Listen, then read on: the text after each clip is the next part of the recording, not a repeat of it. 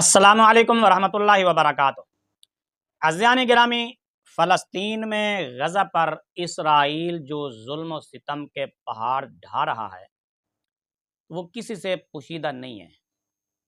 پوری دنیا میں فلسطینیوں کے حق میں اور اسرائیل کے خلاف آوازیں اٹھ رہی ہیں۔ مسلمان تو کوشش کر ہی رہے ہیں، ہر بندہ اپنی اپنی ہمت کے مطابق جو کچھ اس سے ہو سکتا ہے وہ کر رہا ہے۔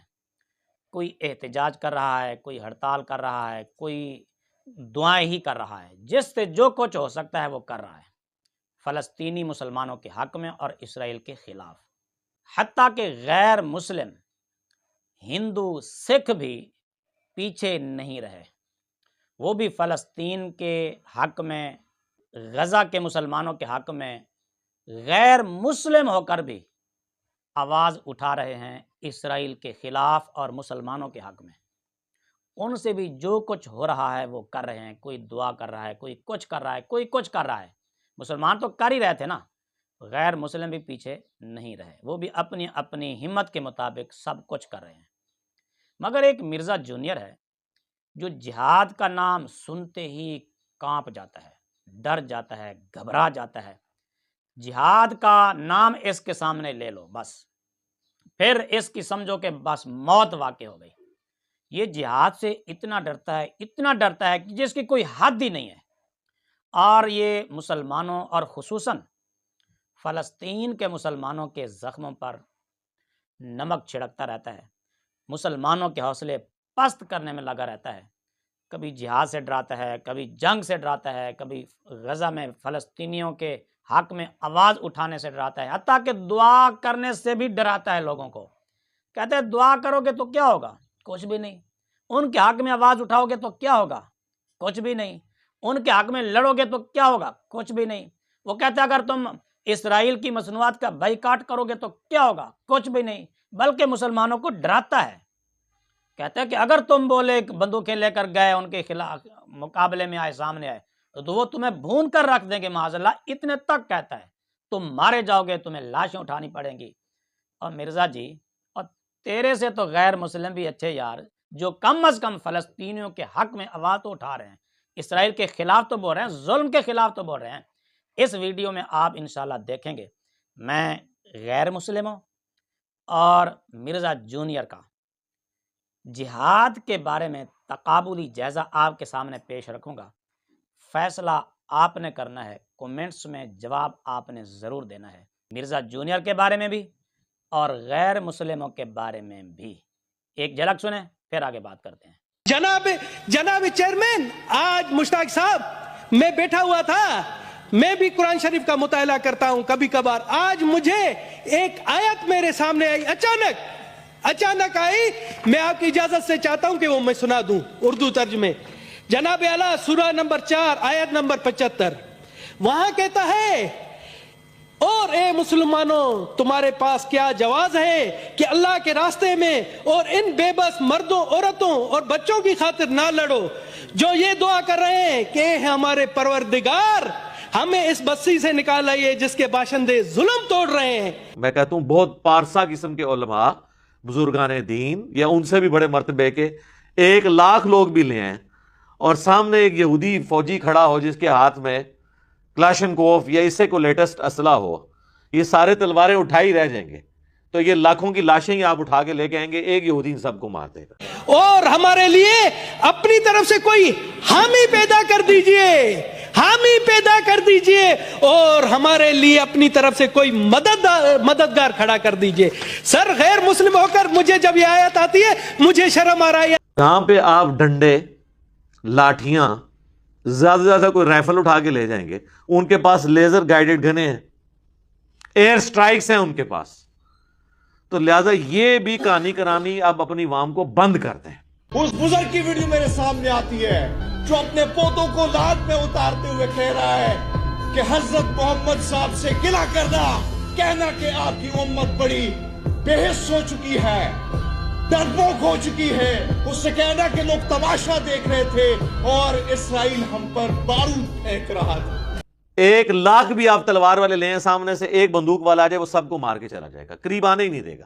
آج ہم تلوار یا ڈنڈے لے کے چلے جائیں سامنے سے تو وہ بھون کے رکھ دیں گے, اور ایئر سٹرائک کریں گے تو کارپیٹ بمنگ کر کے سب. سر وہاں پر مسلمان نہیں مر رہے ہیں, وہاں پر مسلمان شہید نہیں ہو رہے, یہ انسانیت کا قتل ہو رہا ہے, انسانیت شرما رہی ہے. ہم سے تو آپ کہتے ہیں آپ لوگ کافر ہیں, ہم سے تو وہ کافر ملکوں کے لوگ اچھے ہیں جہاں پر ڈیلی فلسطین کی حمایت میں مظاہرے ہو رہے ہیں. یہ جو آپ کو کہتے ہیں نا چڑ دوڑے ان کے اوپر, کچھ بھی نہیں ہونا میرے بھائی, اس طرح کرنے سے کچھ بھی نہیں ہونا.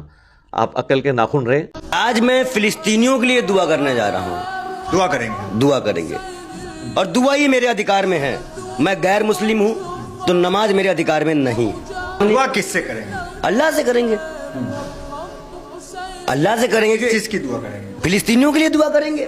میں گورنمنٹ سے بھی, ریاستی اداروں سے بھی ریکویسٹ کروں گا ان کے اوپر کڑی نظر رکھیں جو یہ اس قسم کی جہادی برتیاں کر رہے ہیں. میں نام نہیں لیتا, آپ کے سامنے علماء کی ویڈیوز آئیں جمعے کی تقریروں میں ہمارا خون کروانے کے لیے, تو ماشاءاللہ ان کی خدمات حاضر ہیں. مجھے کسی عالم نے کہا کہ اسلام میں ہے کہ اگر کہیں ظلم ہو رہا ہے تو اس ظلم کے خلاف آپ لڑو. آپ لڑ نہیں سکتے ہو تو اس کے خلاف بولو, آپ بولے نہیں سکتے ہو تو اس کے خلاف دل میں مذمت کرو.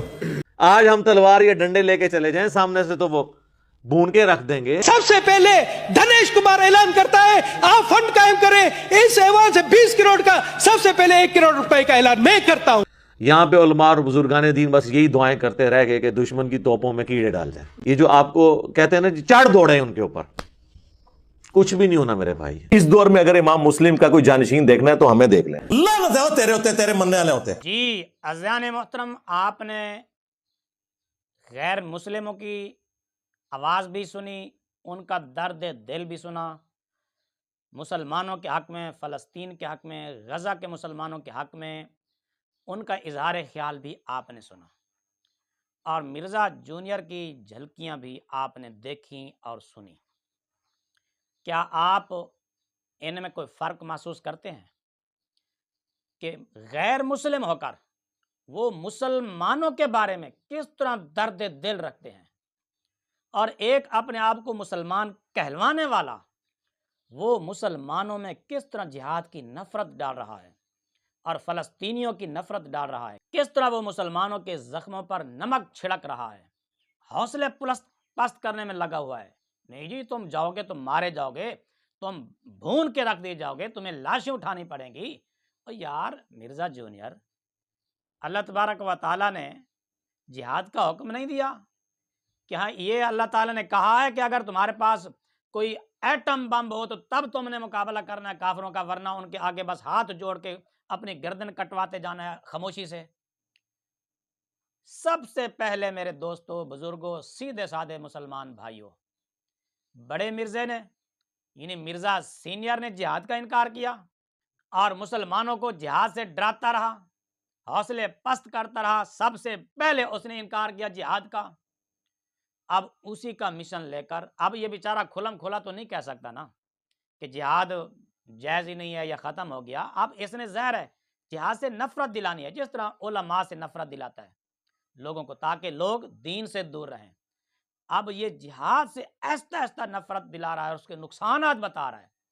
آج تک مرزا جونیئر نے کہیں مسلمانوں کے حق میں کوئی بیان دیا ہو تو سامنے لائیے. آج تک مرزا جونیئر نے کوئی جہاد کے حق میں, جہاد کی فضیلت پر کوئی ویڈیو ریکارڈ کروائی ہو, اگر ریکارڈ کروائی گئی ہوگی تو 2 نمبری اس میں ضرور پیش کی ہوگی. اگر کوئی فضیلت کی بات کر کے ساتھ ساتھ ڈرایا بھی ضرور ہوگا, نہیں اگر جاؤ گے تو مارے جاؤ گے, یہ ہو جائے گا, وہ ہو جائے گا. مسلمان ذبح ہو رہے ہیں, پس رہے ہیں, ظلم و ستم کے پہاڑ ان پر ٹوٹ رہے ہیں.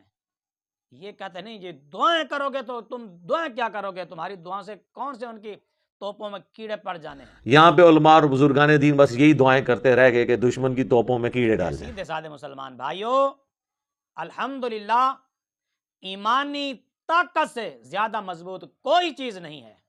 کفر کیا ہے, کفر کے ایٹم بم کیا ہیں, کفر کا اسلحہ کیا ہے. کیا افغانستان میں ایٹم بم تھے پٹھانوں کے پاس, افغانیوں کے پاس؟ نہیں, ایمان کی طاقت, جذبہ جہاد تھا. کیا میدان بدر میں کوئی ایٹم بم تھے مسلمانوں کے پاس؟ کیا کوئی اسلحہ کی طاقت تھی؟ کیا کوئی افرادی طاقت تھی؟ کوئی سواریاں زیادہ تھیں؟ مسلمانوں کے پاس کون سی طاقت تھی؟ صرف ایمان کی طاقت تھی۔ مرزا جی، جہاد اسلحہ سے نہیں ہوتے، جہاد ایمانی غیرت اور ایمانی طاقت سے ہوتے ہیں۔ تیرے اندر نہ ایمانی طاقت ہے نہ ایمانی غیرت ہے، تبھی تو مسلمانوں کو ڈرا رہا ہے جہاد سے۔ کبھی کہتا ہے کہ بندوقیں کیا کرو گے؟ اور مرزا تو انجینئر تھا، تو اٹامک انرجی میں تھا، یہ اسلحہ بنانا، ایٹم بم بنانا، مسلمانوں کے دفاعی نظام کو مضبوط کرنا تو تیرا کام تھا۔ تو نے کیا دیا مسلمانوں کو؟ کیا تو صرف تنخواہ بٹورتا رہا؟ تو نے مسلمانوں کو فرقہ واریت کے سوا دیا کیا ہے؟ تو علماء پر باتیں کرتا ہے، بزرگان دین پر باتیں کرتا ہے کہ انہوں نے کیا چیز ایجاد کی، قوم کو کیا دیا، مسلمانوں کو کیا دیا۔ اور مرزا تو تھا ہی اسی شعبے میں جس میں مسلمانوں نے طاقتور ہونا تھا، پوری دنیا پر قبضہ کرنا تھا۔ تو نے قوم کو کیا دیا، مسلمانوں کو کیا دیا ہے؟ ٹائم قیامت تک جو جواب دینا جس کا ٹائم قیامت تک کے لیے۔ میرے سیدھے سادے مسلمان بھائیوں، اب بھی اگر تمہیں اس کے بارے میں کوئی شک ہے، کوئی تردد ہے، تو پھر اپنے ایمان کی خیر منائیے۔ اب بھی تمہیں اس کے یہود و نصارہ کے ایجنٹ ہونے میں، قادیانیوں کے فرنٹ مین ہونے میں کوئی شک ہے تو پھر غور و فکر کی ضرورت ہے۔ لہذا میرے سیدھے سادے مسلمان بھائیوں، ابھی بھی وقت ہے، اس بندے سے اپنے آپ کو بچائیے، اپنے ایمان کو بچائیے، اپنی آنے والی نسلوں کو بچائیے۔